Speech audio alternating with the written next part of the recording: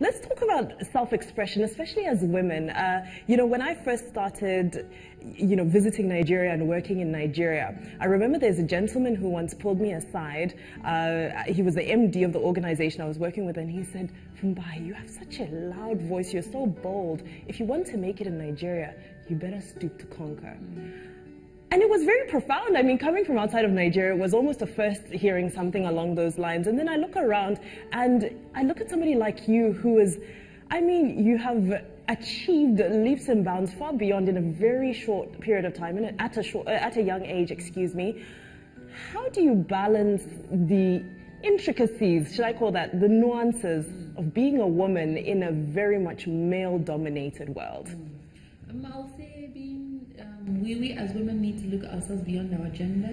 We need to pitch ourselves as capable people that have capacity to take on responsibilities, that have capacity to deliver on any mandate given to us. I think while we are female, we have the gender, as who we are, but that should not define us. So for every time you're said to be a woman, you should put that as secondary and focus on delivering on a task given to you. And after a while, they'll realize that it's not about you being female. You're capable. You can deliver. You're able to do any heavy lifting required of you. And I think, for women, we need to walk towards being as hardworking as we can, because we have to prove time and time again. And in proving that you're capable, it gives an opportunity to do much more than you're capable of. And in that regard, people would realize that yes, she can do that. Yes, she can, do the heavy lifting. And yes, she's capable. So being a woman now becomes, I'll say, secondary to the fact that you can do your job. Yes, you can get it done. Getting it done is really what matters. And once you sort of drive yourself or define yourself around getting things done, as opposed to being a girly girl, I think people would just view you as someone that is capable, and your gender and who you are will not be the defining thing around your person, but your ability. So for me, this is what I have focused on, doing my job. Any task that's given to me, I do it 100%. I'm able to give as much as I can and give, I'll say, beyond some of my male colleagues. So in doing that, you would now excel. Exactly. And excelling, you stand out, and as you stand out, you're given more responsibilities. There's, as you talk about this, I start thinking about the women's quota. And it's everywhere. It's in corporate, it's in government, and politics as well. And I feel as though, well, actually, I'd like to get your thoughts on the fact that because there's a women's quota, it almost creates an environment where, as a woman, you definitely always have to prove yourself a lot more than anyone else, because most people just believe you are there because you're filling up numbers. How do we navigate something along those lines? Should we keep the quota? Should we scrap it? Should everything be merit-based? You know what I'm saying? Because the reality of it is, once you come in, it's almost like in countries where there's, the race quota. You almost, every day is a fight. But if everything was just based on merit, then, what do you think? I think we need to balance both, because the quota helps to bring up women into position of leadership. I would say it helps to remind people that there is a group, I'll say female group, that are vulnerable, that might not be right there on the table to fight for themselves. So we need to reserve some space for them to come in there and to prove it. So when I look at the quota system, I look at it as an avenue where we can step to the table. But once we get there, we should be treated as equals. So once we're able to get into that, I'll say, that boardroom as a woman, you should be able to carry your weight. You should be able to do what is expected of you. So beyond, when I say there's a mix of it, is that as we have the quota, and then there's also the fact that there's also the fact that things are merit-based. Things, are based on your capacity or your capability to do something, are based on the fact that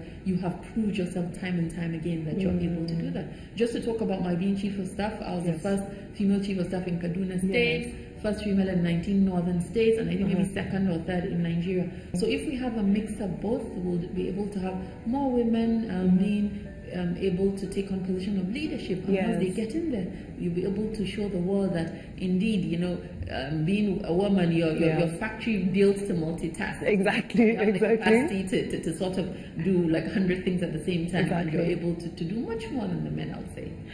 How do you manage it all? How do you balance it all? I can only imagine how supportive your family is. But how do you get away from the guilt that most working mothers feel about being away from home and missing certain moments of their family? It is tough. Yeah. It's a tough thing we all have to deal with. But the need to have a very good balancing. Yeah. The need to know like when to put down your office hat and sort of just be the home person. Yeah. They need to manage your time effectively. Yeah. You need to schedule properly. You need to make sure when you're home, you're actually at home. You're actually doing the home duties. Yeah. You're present. Absolutely. Yeah. So you're not at home and then having to do your homework, I'll say. Yes. So the emails on the phone. So is it phones off when you get home? Yes, phones down, like everything down. Yeah. Focus on being home when the kids go to bed, and then you can now start off a bit of homework and sort of catching up on what you need to do.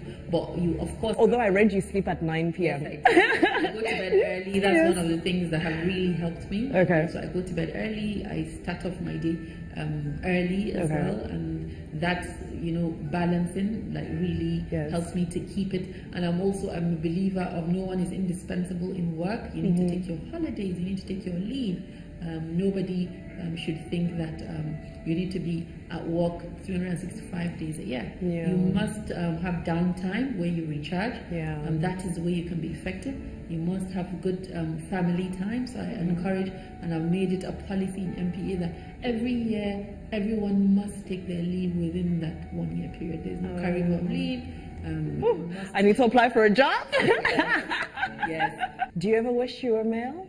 Actually, no. I love being a girl. There are never situations where you're like, man, if I was a man right now, this wouldn't happen to me. No. Okay. I'm one of those, I love being a girl. Yes. And I'm a girly girl. Are you a girly girl? Yes. I love that. And I'm also able to sort of, to sort of get the job done. Yeah. Just because you're a girl, you're a girly girl, doesn't mean you can't do your job. Yes. You can't be firm, you can't be capable, you can't be responsible, you can't be articulate. So it's not about, I've never been in any situation where I thought, oh, I wish I was a guy. I'm a girl and I'm here and I'm going to take you on. I'm going to do what I can and I'm capable. Well, being a girly girl, exactly.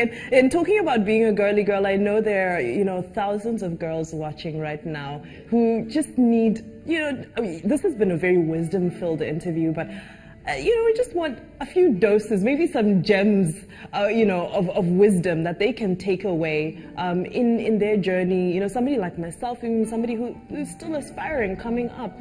What's the motto that you live by and stand by that you would say, this is what I pass on to my daughters and to the young daughters of Nigeria? Be very hardworking. Be very hardworking. Be very responsible. Any job that is given to you, do it to the best of your ability. Be very confident in yourself. There's no task that is beyond you. Ask questions. Be very forthright. Hold on to your integrity very strongly, and you will succeed. I always say that there are thousands of all of us that have this ability. We just need to be more confident. We just need to be giving the right opportunity to showcase who we are. Yeah. And then the world will be a better place with loads of us in positions of leadership.